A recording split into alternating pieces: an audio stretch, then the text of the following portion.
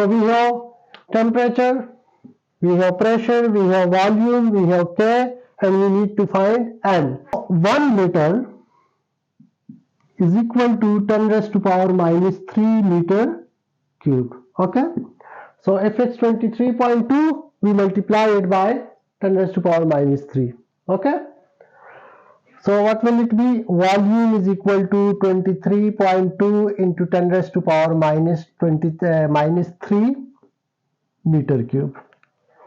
Now can we do it? Yeah. PV is equal to capital N K T, and N is to find, okay, how many molecules, that is capital N. So N is equal to PV divided by KT, and now we have pressure, that is 1 atmosphere. We have volume 23.2 into 10 raised to power minus 3, and we have K, which is 1.38 into 10 raised to power minus 23, and we have temperature, which is 303 kelvins. And let's just do 5 minus 3 is 2.